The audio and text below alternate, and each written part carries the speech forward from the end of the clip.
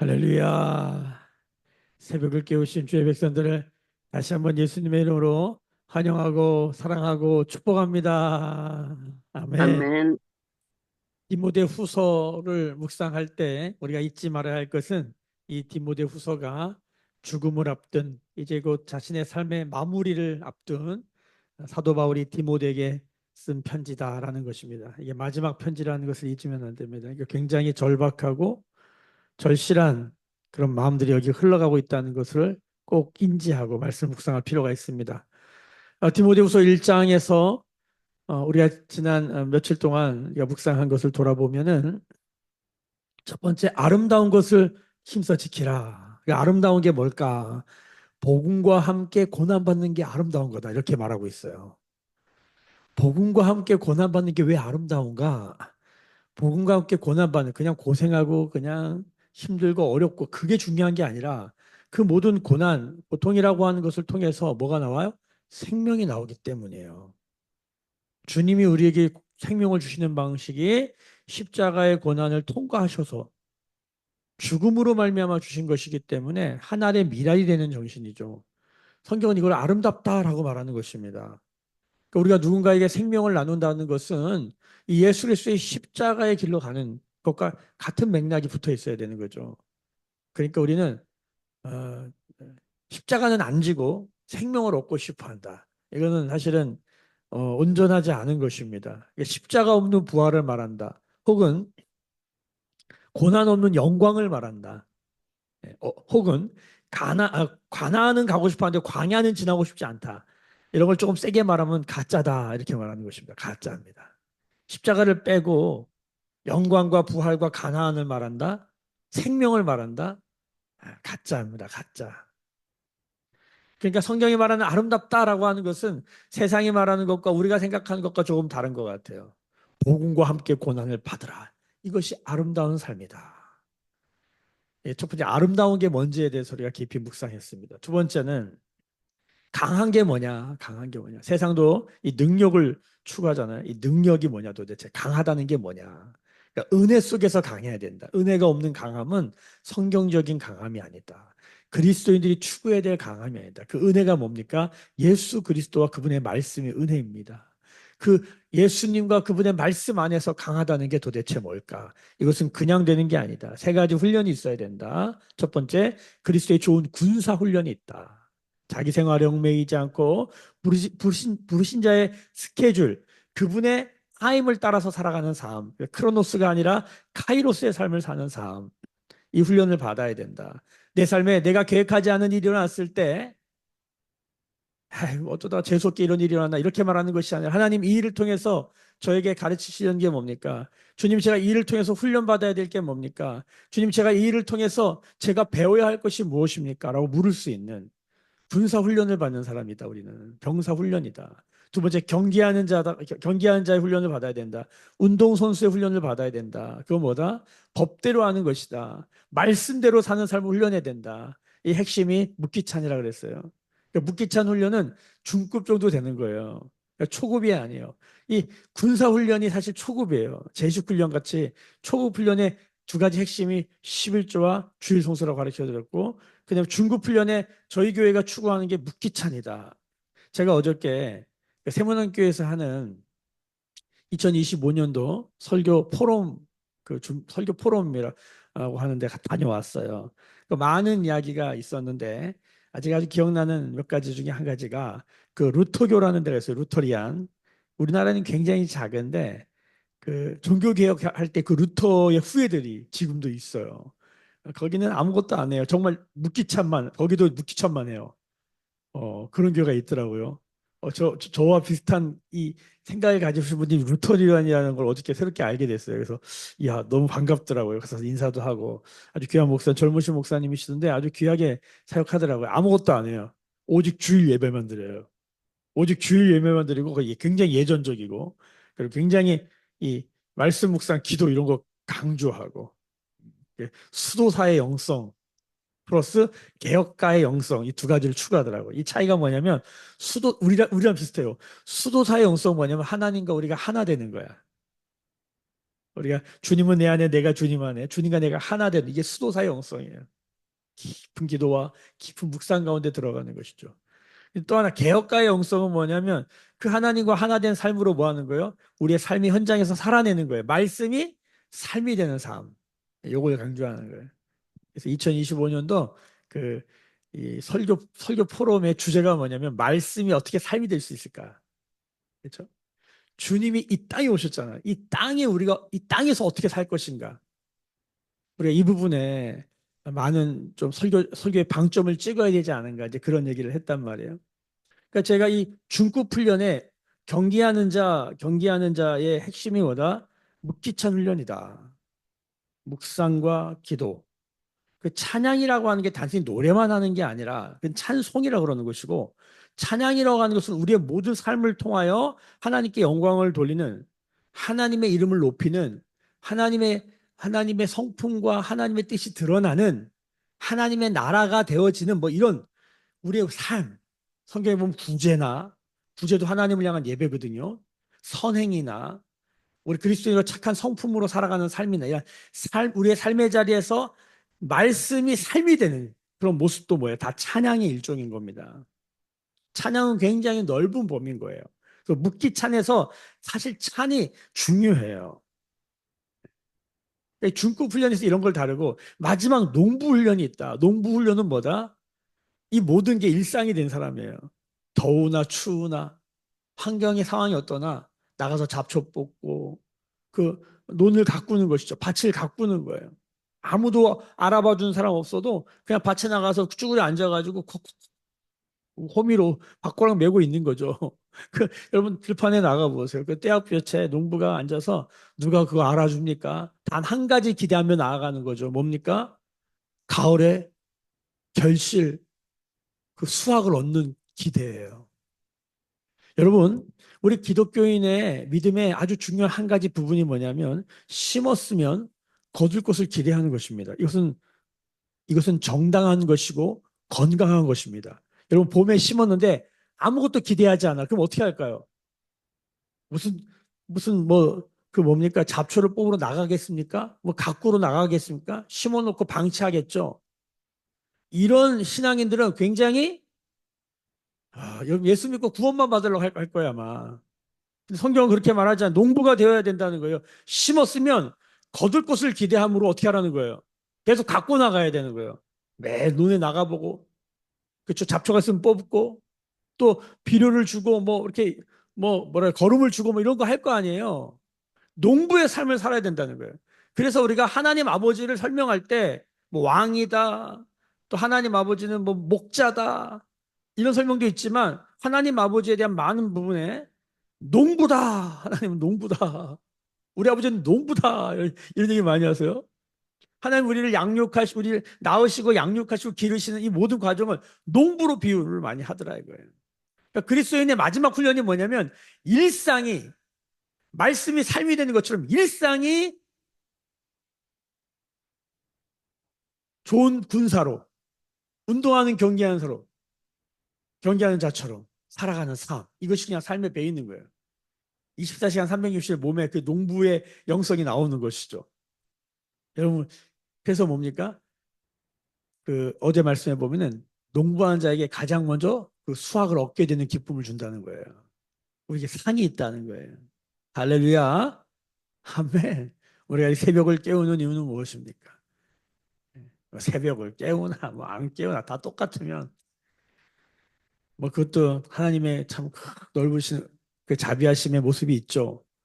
그, 그 뭐죠? 포도원에 아침에 새벽에 들어온 자나 오후 5시에 들어온 자나 하나님이 똑같이 주신다. 뭘 구원을. 먼저 된 자나 낮은 자나 똑같이 상을 주세요. 그러니까 하나님의 그러한 면이 있어요. 성경이 한 면이. 근데 그것만 있는 게 아니에요. 하나님은 상을 주세요. 수고한 자들에게, 고난받은 자들에게, 충성되고 증인된 자들을 그냥 두지 않으세요. 그러니까 성경이 이것이 약간 모순처럼 보이지만 그래서 이게 막 신학적으로 엄청 논쟁이 있어요. 상급이 있냐 없냐. 고린도전서 3장에 그 상급론이 과연 있냐 없냐 막 이것 가지고 신학계가 막 서로 학자들이 싸워요. 성경을 가만히 보면 둘 다 있어요. 그러니까 모든 상은 똑같다. 구원이다. 이걸로 끝내면 다 똑같은 거예요. 근데 그렇게만 말하면은 여러분 뭐 굳이 나갈 필요 있나요? 뭐 그렇잖아요. 뭐 굳이 나만 뭐 애쓰면서 막 고난 받으면서 증인으로 살고 충성될 필요 있나요? 이렇게 생각하자 인간이 죄성이 있어서. 그러니까 성경을 보면 이런 참 기가 막히는 그 하나님의 그 진리의 절묘함이라고 저는 말하고 싶은데 공교함, 사랑과 공의 이렇게 양날개. 우리는 죄인인데 의인이 되는 거잖아요. 그 죄인인 동시에 의인이고 의인인 동시에 죄인이에요. 하나님 예수님을 하나님인 동시에 인간인 동시에 하나님, 신성과 인성을 동시에 믿는 게 복음적 크리스찬이에요. 한쪽만 믿으면 다 뭡니까? 기울어지고 자빠지는 거예요. 실족하는 거예요. 여러분 이게 참 쉽지는 않지만 하늘만 살면 안 돼요. 땅을 살아야 돼요. 땅만 살면 안 돼요. 하늘을 살아야 돼요. 뭐 이런 거 아닙니까? 여러분이 중심을 잘 지키시기를 예수님의 이름으로 축복합니다. 어떻게 중심을 지킵니까? 예수님만 바라보며 따라가야 돼요. 왜? 예수님은 그렇게 사셨기 때문에. 그러니까 성경에서 상을 준다. 다 똑같다. 아니다. 등급이 있다. 여러분 이 말씀을 그냥 그대로 받으시길 바랍니다. 제가 이 말씀을 드린 이유가 뭐냐면 자, 우리가 지금 아름다운 걸 힘써 지켜라. 어제는 강한 은혜 속에 강하라. 강하다는 게 뭐냐? 훈련받는 삶이에요. 그 결론이 뭐냐면 예수님 그분을 기억하고 그분을 바라보고 그분을 따라가는 거예요. 자, 이거를 기억해야 돼요. 자, 오늘 말씀에 14절 보세요. 너는 그들로 이 일을 기억하게. 이 일이 뭘까? 그 앞에 있는 말씀을 봐야 돼요. 어제 말씀 11절부터 보십시다. 2장 11절 미쁘다 이 말이요 우리가 주와 함께 죽었으면 또한 함께 살 것이요 참으면 또한 함께 왕노릇 할 것이요 우리가 주를 부인하면 주도 우리를 부인하실 것이라. 13절 다 같이 읽습니다. 우리는 미쁨이 없을지라도 주는 항상 미쁘시니 자기를 부인할 수 없으시리라. 주님은 약속을 어기지 않는다는 뜻이에요. 주님은 신실하시다는 거예요. 이 말은 신실하다, 믿을만 하다는 거예요. 자, 이거는 주와 함께 죽으면 주와 함께 산다. 여러분 이 말은요 뭐의 영역입니까? 이건 토론의 영역이 아닙니다. 이거는 변증의 영역이 아니에요. 이거는 뭐예요? 그냥 그 진리 자체예요. 자 14절 다시 보세요. 너는 그들로 이 일을 기억하게 하여 말다툼을 하지 말라고 하나님 앞에서 엄히 명하라. 여러분 기독교 신앙에 들어오면요 말 전쟁이 있습니다. 말 전쟁. 이게 다툼이란 말이 원어로 보면 전쟁이에요. 말 전쟁. 이걸 다른 말로 진리 전쟁이라고 그래요. 마지막 때는 진리 전쟁의 때예요. 무엇이 참인가? 무엇이 선한 것인가? 무엇이 아름다운 것인가? 무엇이 강한 것인가? 대상이 말하고 수많은 사람들이 말하는 것보다 중요한 것은 성경이 무엇을 진리라고 말하는가? 성경이 무엇이 아름답다고 말하는가? 성경이 무엇이 강하다고 말하는가? 여러분 여기에다가 우리의 삶을 올인하는 것이 뭡니까? 믿음이고 신앙입니다. 그러니까 내 생각이 있고 내 경험이 있고 세상에서 말하는 게 있는데 그게 아니라 하나님은 뭐라고 말씀하시냐는 거예요. 이게 중요한 거예요. 그래서 내 생각과 세상이 말하는 것과 달라도 하나님이 그렇다 그러면 그렇게 가는 것이죠. 자, 이 전쟁이 있어요. 마지막 때는. 그런데 여러분 전쟁은 해야 될 때 해야 되는 거 전쟁을 하지 말아야 될 때가 있죠. 그러니까 전법에서도 싸워야 할 때가 있고 물러갈 때가 있어요. 모든 걸 다 싸우는 게 아니에요. 어떨 땐 사탄 마귀가 우리에게 올무를 걸어서 오늘 마지막에도 올무를 걸어서 우리를 덫에 걸리게 한다. 어떤 말들이. 그러니까 지혜로운 이 진리의 전쟁을 하는 사람들은 뭐냐면 싸울 때 싸우는 거예요. 다 싸우는 게 아니에요. 그러니까 우리가 전도할 때 싸우면 됩니까? 안 됩니까? 어리석어져요. 얻는 게 없어요. 저도 많이 해봤거든요. 근데 전도할 때 절대 말싸움 하면 안 돼요. 그냥 진리를 나누고 하나님 당신을 사랑하십니다. 이거 굳이 증명할 필요 없어요. 말을 선포하고 마는 것이에요. 그래서 이 전도에게 있어서 전파의 개념, 전파는 일방적이거든요. 하나님은 당신을 사랑하십니다. 이게 다예요. 당신은 하나님의 형상을 회복해야 합니다. 뭐 이런 얘기들 있잖아요. 하나님은 당신에게 놀라운 계획을 갖고 있습니다. 이걸 굳이 우리가 뭐 이렇게 증명하려고 애쓰지 않아도 돼요. 그냥 선포하시는 거예요. 복음은 가르치는 형태도 있지만 복음이 우리를 치유한 형태도 있지만 복음이 그냥 선포, proclaim이라고 그러죠. 이게 일방적으로 한 방향으로 전해지는 방향이 있다는 걸 기억하셔야 돼요. 그러니까 모든 거를 다 설명하고 이해시키고 하는 방식이 있는 게 아니에요. 복음 선포, 복음 전파가 있다는 걸 기억하세요. 자, 이럴 때는 싸우는 개념이 아니에요. 자, 오늘 말씀에 말다툼을 하지 말아라. 뭐에 대해서? 죽었다가 살아난다. 여러분, 이거를 우리가 어떻게 이거를 사람의 언어와 경험 안에서 사람이 죽었다 살아난다를 어떻게 증명해요? 이건 믿음의 영역이라고요.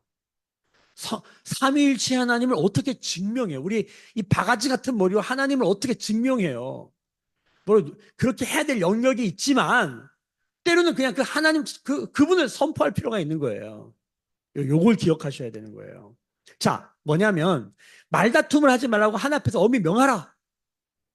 말전쟁을 할 때가 있고 말을 하지 말아야 될 때가 있는데 이는 유익이 하나도 없고 도리어 듣는 자를 망하게 하리라. 좀 전에 말했던 죽었다가 주와 함께 산다. 이런 거는 믿음의 영역이에요. 할렐루야. 그래서 우리의 삶을 살아낼 뿐이에요. 그냥 내 삶을 살아낼 뿐이에요. 이해가 되십니까? 15절. 너는 진리의 말씀을 옳게 분별하여 부끄러울 곳이 없는 일꾼로 인정된 자로 자신을 하나님 앞에 드리기를 힘쓰라. 자, 말싸움을 하는 게 아니라 그냥 나를 하나님께 드리기를 힘쓰는 거예요. 삶으로 증명하는 것이죠. 말로 하는 게 아닌 거예요. 이게 핵심이에요. 말로 해야 될 때가 있다면 말로 하지 말고 삶으로 해야 된다는 거예요. 뭐예요? 주와 함께 죽었다가 주와 함께 다시 산다. 부활의 소망, 부활의 믿음을 가지고 어떻게 사는 거예요. 오늘도 부활의 믿음을 가지고 산다. 부활의 소망을 가지고 산다는 게 뭡니까? 나는 죽을 수밖에 없는 죄인이고 나는 연약하고 나는 부족하고 나는 안 되고 막 이런 증거들이 너무 많은데 그때도 뭡니까? 오뚜기처럼 서서 오늘도 삶을 살아가는 것입니다. 예수 믿는 사람들의 특징이 뭔지 아세요? 아무리 고난이 와도 오늘을 사는 거예요. 어제 실패하고 넘어졌습니까? 예수 믿는 특권이 뭔지 아십니까? 오늘 아침에 일어났어요. 오늘도 주의 인자를 찬양하고 주님 앞에 다시 시작하는 은혜예요. 부활이 뭡니까? 다시 살아나는 거예요. 부흥이 뭡니까? 부흥이 뭐냐면 리바이벌. 다시 바이벌, 서바이벌. 다시 사는 거예요. 어제 실패했습니까? 어제 못 살았습니까? 어제 넘어졌습니까? 어제 실족했습니까? 믿음이 뭔지 아세요? 부활의 소망이 뭐예요? 오늘을 사는 거예요. 오늘 주님이 생명을 주셨다. 오늘 나에게 호흡을 주셨다. 오늘 나에게 시간과 공간을 주셨다. 오늘도 살아갈 팔다리와 힘을 주셨다. 오늘을 사는 거예요. 뭘로? 믿음과 소망과 사랑으로 주의 말씀을 붙들고 오늘도 살라는 거예요. 삶을 하나님께 드리기를 힘쓰라는 거예요. 말로 하지 말고. 목사는 맨날 말로 하니까 때로는 말을 멈추고 살으라는 거예요. 그게 오늘 말씀의 핵심이에요. 진리의 말씀을 묵상하면서 이렇게 분별하라는 것은 해석의 문제거든요. 진리의 말씀을 잘 생각해서 말씀이 뭘 말하고 있는지를 들으라는 거예요. 뭐예요? 오늘도 사는 거예요. 하나님 앞에 우리를 드리며 사는 거예요. 이게 예배입니다. 묵기 찬의 찬입니다. 할렐루야. 여러분 믿으십니까? 부활의 소망을 말로 어떻게 설명해요? 부활을 여러분 우리가 사람이 죽었다 산다. 이게 설명 영역이 아닌 거예요. 이거는. 자, 그런데 16절 망령되고 헛된 말을 버리라. 그들은 경건하지 아니하며 점점 나아가니 말다툼을 해서 망령되고 헛되는 말 경건하지 아니며 점점 나아가서 이건 악성 종연과 같이 퍼진다. 17절 거기 후메네오와 빌레도가 있다. 후메네오 전에 들었죠? 양심 버려서 믿음에서 파선한 사람의 대표주자 후메네오 또 나오네 여기. 이 사람들의 핵심이 뭐냐면 여기 보세요. 18절 진리에 관하여는 그들이 그릇되었다. 그릇되었다는 뭐냐면 삐뚤어졌다는 거예요. 관역에서 벗어났다. 이 길에서 벗어났다. 길에서 벗어났단 말을 사투리로 뭐냐면 지랄이라 지랄. 지랄이 뭐냐면 길 아래란 뜻이에요. 표준과 상식, 길에서 벗어난 상태, 지랄병. 지랄하는 거예요, 지랄. 요 지랄을 헬라어로 하말티아, 관역에서 벗어났다. 이게 죄예요. 죄가 뭐냐면 그릇되는 거예요. 진리에서 중심과 기준에서 벗어난 상태, 지랄, 그릇, 죄 같은 맥락이에요. 자, 왜 그렇게 말을 하냐면 18절에 부활이 이미 지나갔다 하므로 어떤 사람들이 믿음을 무너뜨리는 거예요. 여러분 십자가 부활이 복음의 핵심입니다. 예수님의 삶의 핵심이 뭡니까? 십자가에 죽으시고 부활하셨다. 이거 아닙니까? 자, 근데 부활이 지나갔다. 이게 뭐냐면, 야, 이게 예수 믿고 우리가 이제 사는 거다. 무슨 다시 부활을 하냐. 그런 건 없어. 그냥 오늘을 사는 거야. 그러니까 미래에 우리가 다시 부활할 그 소망을 아예 없애버리면 말은 그럴싸한데 실제로 우리의 삶의 부활의 능력은 나타나지 않습니다. 이게 무슨 말이냐면 부활이 이미 지나갔다는 말이 뭐냐면 그냥 예수님은 부활하셨는데 우리는 부활하지 않아. 이렇게 말하는 건 똑같은 거예요. 여러분 이런 크리스찬들이 생각보다 많다는 걸 아십니까? 예수님이 부활하신 건 난 잘 모르겠는데 믿는 거죠. 근데 나는 부활한다고 안 믿어. 우리가 사도 신앙 때마다 우리의 부활의 소망, 우리가 부활할 것을 고백합니다. 예수를 믿는다는 건 죽어도 산다. 믿으십니까? 진짜 믿으세요? 이걸 어떻게 설명할 거예요? 이건 말로 하는 게 아니에요. 삶으로 하는 거지. 믿으십니까? 사도 바울이 지금 그 얘기하는 거예요. 부활의 소망을 잃어버리면 부활을 믿지 아니하면 바리새인 됩니다. 서기관 됩니다. 성경에 많이 나오죠. 부활을 믿지 않는 사람들의 얘기. 믿음 진리에서 그릇되고 지랄하는 거예요. 지랄하게 되고 더 나아가서 뭐예요? 믿음이 무너져요. 그러니까 예수를 믿어도 현세가 다인 사람들. 그러니까 예수를 믿어도 돈 벌고 자기의 욕망을 이루는 거 여기에 올인된 사람들 있죠. 그 사람들 특징을 다 안에 영적으로 들어가 보면 다 뭐예요? 부활 안 믿어요. 이 땅에서 왜 고생해? 누릴 거 다 누리고 가야지. 부활의 소망에 있는 자들이 뭡니까? 이 땅에서 잠시 고통이 있다 할지라도 우리는 부활의 소망이 있는 거예요. 저 천국이 있는 거예요. 믿으십니까? 요즘 아이, 천국과 지옥이 어디 있어? 요즘 그 잘잘법에 그 연세대학교 무슨 교수가 야, 그러니까 이게 기독교 역사. 여러분 이게 기독교 역사를 모르면 참 역사에 수많은 일들이 있었잖아요. 이걸 다 알아야 되는데 우리 교회도 좀 이런 교육을 좀 해야겠다. 그러니까 이게 뭐 내가 이해될 만한 하고 요즘 트렌드에 맞는 말을 하면 그게 단 줄 알아. 그것도 하나의 부분이에요. 그러니까 그걸 부분으로 봐야 되는데 그게 단 줄 알면은 제가 최근에 질문 받은 거예요. 성경에 지옥이란 말이 어디 있니? 하나님은 좋으신 분인데 지옥이란 말이 어디 있니? 성경에 예수님이 지옥이란 말을 얼마나 많이 하신 줄 아세요? 성경에 천국이란 말이 어디냐? 성경을 읽고 와서 얘기하세요. 성경에 천국이란 말이 얼마나 많이 나오는데. 그러니까 제가 막 조사해서 다 보내줬어요. 이건 또 해석의 문제가 있잖아요. 해석의 이슈가 있죠. 그러나 여러분, 부모에게 효도하라. 무슨 해석이 필요합니까? 부모를 공경하라. 무슨 해석이 필요합니까? 거짓말하지 마라. 무슨 해석이 필요합니까? 복음을 전하라. 무슨 해석이 필요합니까? 복음을 전하면 되는 것이고 부모를 공경하면 되는 것이지. 그러니까 해석을 해야 될 게 있고 명령을 따를 게 있다는 거죠. 분별해야 돼요.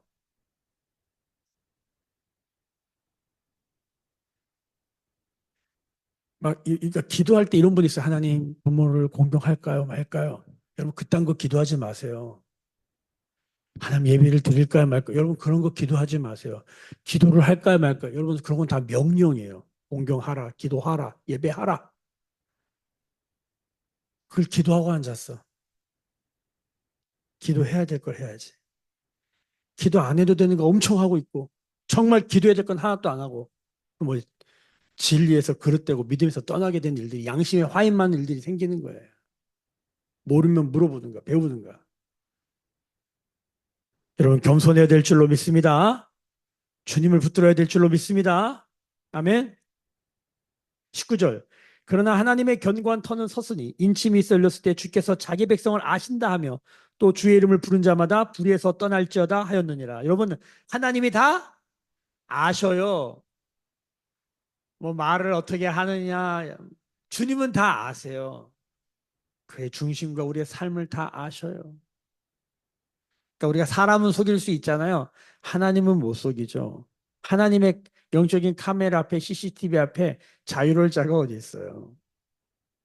아무도 보는 이 없을 때 하나님이 나를 보고 계신다는 게 부담이 아니라 하나님의 그 나를 바라보는 눈이 CCTV 무슨 카메라로 보는 느낌이 아니라 그분이 사랑의 눈인 거야.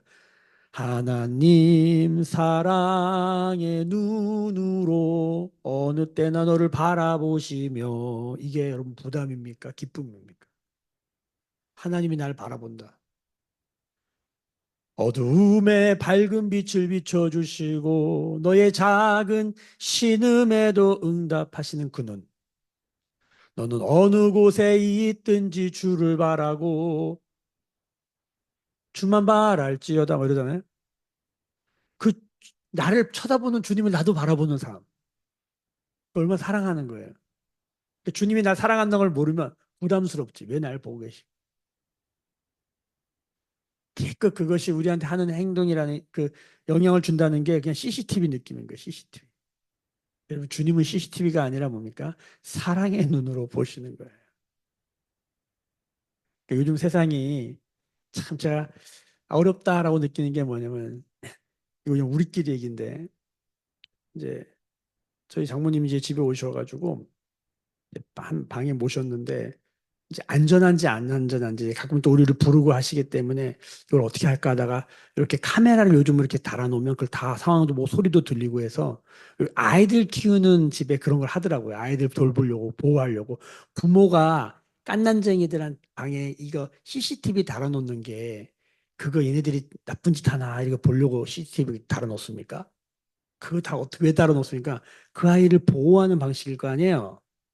근데 야 이게 제가 이제 그걸 달려고 하니까 이게 이제 다르게 해석될 수도 있더라고요. 거기 와서 일하시는 분들이 있잖아요. 그 요양보호사 이런 분들이 아 그럴 수 있겠다. 들어보니까 이해는 돼. 아 기분 나쁘거나 그럴 수 있겠다.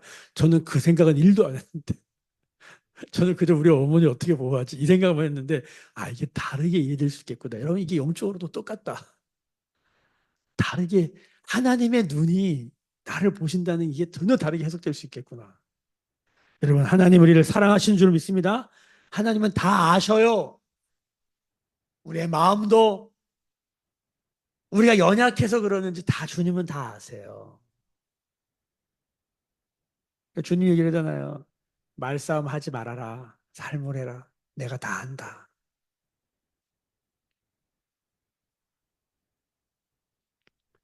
그저 너는 해야 될 것을 하고 하지 말아야 될 걸 하지 말아라. 그러면서 나오는 말이 20절이에요. 그 유명한 하나님이 쓰시는 그릇은 뭐다? 큰 집에 금 그릇도 있고 은 그릇도 있고 나무 그릇도 있고 질 그릇도 있는데 어떤 건 귀하게도 쓰이고 어떤 건 천하게도 쓰인다.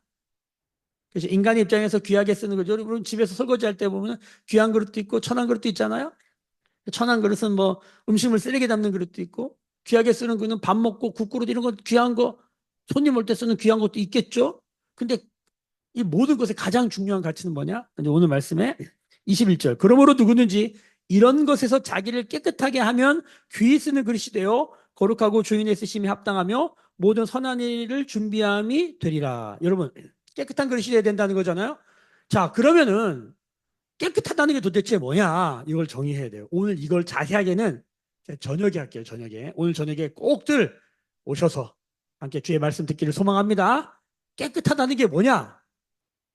오늘 잠깐만 맛보여 드릴게요. 뭐에서 깨끗한 거냐면 그 앞에 말씀이 나와요. 이런 것에서 자기를 깨끗하게 되고 이런 것은 뭘까요? 앞에 나오는 것들이죠. 뭐예요? 여기 보면 망령되고 헛된 말이죠. 16절에 경건하지 아니하게 하고 악성 종양처럼 퍼져나가서 진리를 그릇되게 하고 부활이 이미 지나갔다는 말 이런 거죠. 그 다음에 뭐요? 믿음을 무너뜨리는 말이에요. 이런 것들에서 뭐요? 우리를 깨끗하게 해야 된다는 거예요. 그럼 이런 것들에서 우리를 어떻게 깨끗하게 할 수 있을까? 요한복음 15장 3절 한 절만 보겠습니다. 요한복음 15장 3절 한 절만 보겠습니다. 빨리 찾겠습니다. 제가 저녁에 한 번 더 이 부분은 다뤄드리겠습니다. 요한복음 15장 3절 한 절만 같이 한번 우리가 잘 아는 말씀인데 외우세요. 요한복음 3장 16절처럼 외우세요. 3절 읽습니다. 시작. 너희는 내가 일러준 말로 이미 깨끗해졌다. 여러분 어떻게 깨끗해진다고요? 예수 그리스도의 말씀으로 깨끗해진다. 성경에 이런 말씀이 엄청 많아요. 어떻게 깨끗해진다고요? 예수님의 말씀으로 깨끗해집니다. 자, 그러니까 이런 것에서 자기를 깨끗하게 하려면 어떻게 해야 돼요? 말씀을 받고, 말씀을 먹고, 말씀으로 살아가야 돼요. 오늘 요 부분을 이렇게만 하면 너무 개념적이고, 실제적으로 이게 뭔지를 설명해요, 성경이. 제가 이 깨끗함에 대한 지금 용례를 분석하고 있어요. 오늘 저녁에 이 말씀을 드릴 거예요. 여러분, 이거 한 가지만 기억하세요. 뭘로 깨끗하게 된다? 예수님이 일러준 말로 깨끗하게 됩니다. 믿으십니까? 아멘. 디모데 전서 4장 5절에 보면 기도와 말씀으로 거룩해진다 이렇게 되어 있어요. 놀라운 말씀이에요. 왜 묵기찬에서 묵기, 기묵이 왜 중요하냐? 이것이 우리를 깨끗하게 유지하기 때문입니다. 그러니까 여러분 샤워를 언제 하세요? 매일 하시죠? 오늘도 세수하고 나오셨죠? 기도와 말씀으로 세수하고 기도와 말씀으로 샤워하는 삶이 되기를 소망하고 축복합니다. 아멘. 찝찝하잖아요. 너무 혹시 안 씻었으면 나는 왜 안 씻을까? 자기를 이렇게 학대하는 사람이 있어요? 안 씻어서 찝찝하면 빨리 어떻게 해요? 빨리 집에 가서 씻으려고 그러잖아요. 그게 자연스러운 거죠. 나는 씻지도 않고 나는 막 이러지 않아요. 기도와 말씀에 좀 굶주려 있다. 내가 안 했다. 그럼 어떻게 해야 돼요? 하면 돼요. 오늘도 오래간만에 이제 새벽을 깨우신 분들이 있는데 잘하셨어요. 그렇게 하는 거예요. 근데 좀 자주 씻으세요. 병 걸려요. 우리가 알죠. 코로나 때문에 알게 돼. 손만 잘 씻어도 웬만한 감기는 다 예방돼요. 죽어라고 안 씻어. 하여튼. 아유, 정말 찰떡선이들. 왜 이렇게 안 씻어요, 안 씻어. 깨끗하게 씻으시길 예수의 축복합니다. 어떻게? 주야로, 주야로. 아침에 씻고 저녁에 씻어요, 안 씻어요? 자기 전에. 씻잖아요. 자연스럽게 하시길 예수의 축복합니다. 그게 뭘 그렇게 힘든 거라고, 그게. 더러운 게 더러운 줄 모르고. 잘 씻으셔야 돼요. 이게 말을 씻는 게 중요해요. 어떤 말을 씻어야 돼. 우리 안에 거짓말이 엄청 많거든요. 이 세상을 살잖아요. 거짓말이 사상과 이데올로기라고 하는 수많은 거짓말이 더덕더덕 붙어요. 어떻게 씻어요? 말씀을 여세요. 말씀을 읽고 묵상하고 말씀으로 샤워하세요. 할렐루야. 오늘 이 새벽에 주님이 또 씻어주신 줄을 믿습니다. 30분 동안 씻고 있어. 왜 30분 동안이나 씻어야 될까? 얼마나 안 씻었으면. 때가 덕지덕지 붙어가지고. 주일날 목사님은 1시간 동안 말씀하잖아요. 얼마나 우리가 안 씻었으면 그럴까. 이렇게도 너그럽게 봐주시면 좋겠다. 자, 먼저 23절 봅시다. 자, 23절이 아니죠. 22절. 또한 너는 청년의 정욕을 피하고 주를 깨끗한 마음으로 부르는 자들과 함께 의와 믿음과 사랑과 화평을 따르라. 오늘 여기까지만 할게요. 나머지 저녁에 하겠습니다. 여기 보면은 청년의 정욕을 피하는 거죠. 깨끗하려면은 주님의 말씀으로 깨끗해지는데 그러려면 청년의 정욕을 피하라 이렇게 됐는데 이게 우리가 흔히 아는 청년들의 정욕이에요. 청년들의 정욕이에요. 근데 이 말은 사실은 언어적인 의미로 보면 새로운 갈망. 우리를 계속 이 세상이 트렌드가 계속 바뀌잖아요. 트렌드가. 그 고린도전서 13장에 보면은 이 세상의 풍조라는 게 있어요. 풍조. 로마서 12장에 보면 이 세상의 패턴, 이 세상의 패턴, 풍조, 지금도 엄청나게 이런 게 흘러가는데, 자, 이런 거를 피하래. 그러니까 이런 것보다 뭐를 추구하라는 거예요? 주를 깨끗한 마음으로 부르는 자들과 함께 의와 믿음과 사랑과 화평을 따르라. 그러니까 이런 거 하는 사람들은 많지 않죠. 새벽을 깨워서 함께 말씀을 나누고 내면 세계의 질서와 영적 성장 함께 공부합시다. 토요일 날 뭐 하세요, 여러분? 다 할 거 하잖아요. 커피도 마시러 가고 뭐 일주일 내내 할 거 다 하잖아요. 쉬고 싶은 거 다 하잖아요. 근데 여러분 주 깨끗한 마음으로 함께 모여서 내면 세계의 질서, 영적 성장을 좀 합시다. 다 안다고 착각하지 마시고 저도 그 책 여러 번 읽었어요. 다시 읽어보니까 달라요. 다 안다고 착각하지 마시고 이미 이루었다 생각하지 마시고 섰으면 넘어질까 조심하고 끊임없이 주님을 갈망하는 마음으로 그렇게 살아갈 때 여러분 주님이 우리를 어떻게 한다? 쓰신다라는 거예요. 주님께 쓰임받는 우리가 되기를 소망합니다. 정리합니다. 아름다운 것은 무엇인가? 강한 것은 무엇인가? 오늘 깨끗한 것은 무엇인가? 그리스도의 몸, 교회 공동체, 주를 깨끗한 마음으로 부르는 자들과 함께 의로움이 뭔지, 믿음과 사랑과 화평을 따르는 삶. 그럼 오늘도 그거 한 가지 하는 거예요. 새벽을 깨웠고요. 오늘 저녁에 함께 모여서 또 함께 기도하고 함께 나누고 여러분. 그리고 우리가 삶 안에 이것을 실천하기 위해서 몸부림치는 여러분 아름답고 강하고 깨끗한 하나님 손에 붙들려 쓰임 받는 우리 모두가 되기를 예수님의 이름으로 축복합니다. 기도하겠습니다. 지금은 우리 주 예수 그리스도의 은혜와 하나님 아버지의 크신 사랑하심과 성령의 감화 감동 충만케 하시며 오늘도 깨끗한 그릇으로 살아가게 되어지는 성령의 기름 부으심이 오늘 머리 숙여 묵상하며 기도하며 예배하는 주의 백성들의 머리 위에 그들의 삶과 가정과 생업과 일상과 일터 위에 매일교회와 조국교회와 열방에 나간 선교사님들 위에 지금부터 영원까지 함께 계실지어다. 아멘. 주의 영광 이곳에 가득해 우린 선해 주님과 함께해 찬양하며 우리는 전진하리 모든 열방 주 볼 때까지. 오늘도 주신 말씀 붙들고 기도하십시다. 오늘은 지난주 금요일 날 우리 박건홍 형제 가정 좀 겹쳐서 한 번 더 기도하는 소속 박소영 우리 유찬미 유찬주 이 귀한 가정을 위해서 기도하는 날입니다. 제가 바로 카톡에 기도 제목을 올려드릴 것입니다.